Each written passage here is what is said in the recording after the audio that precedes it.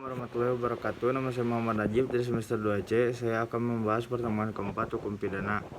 Pembaruan hukum pidana di Indonesia. Satu, sejarah berlakunya KUHP di Indonesia berasal dari UFIS Belanda melalui pasal 75 RR JO pasal 131 IS sejak 1 Januari 1918, berubah menjadi UFIS NI. Selanjutnya melalui Undang-Undang Nomor 1 Tahun 1946 UFIS NI berubah menjadi KUHP.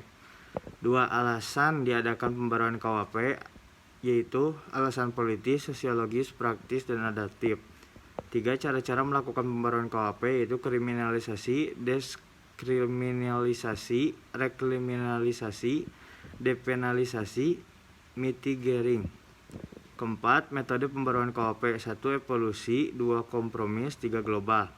Alasan diadakan pembaruan KUHP yaitu alasan politis. Negara Indonesia adalah negara yang merdeka, oleh karena itu sudah sewajarnya kalau memilih KUHP yang sifatnya nasional, yang merupakan hasil ciptaan bangsa Indonesia sendiri. Dengan menggunakan KUHP, warisan kolonial Belanda dapat diartikan bahwa secara politis Indonesia masih dijajah Belanda.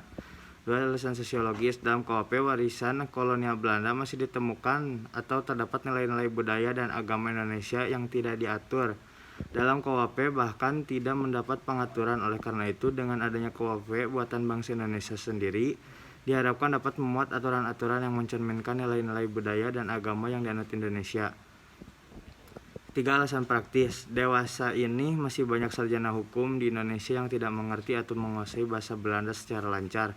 Padahal teks resmi yang asli dari UFIS NI adalah bahasa Belanda, sehingga ketika diterjemahkan ke dalam bahasa Indonesia, terdapat terjemahan yang beraneka ragam yang dikhawatirkan akan menjadi terjemahan yang menyimpang.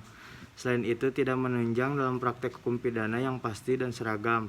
Atas dasar cara-cara melakukan pembaruan KUHP.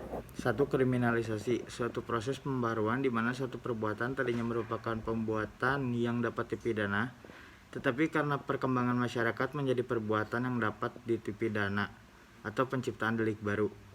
Kedua, deskriminalisasi. Suatu proses pembaruan yang tadi suatu perbuatan itu dapat dipidana karena perkembangan masyarakat menjadi perbuatan yang tidak dapat dipidana atau memandulkan delik.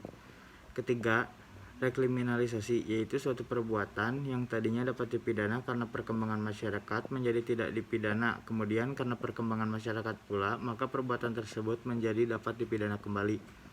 Itu selayaknya Indonesia mempunyai KUHP dengan teks resmi bahasa Indonesia yang baik dan benar.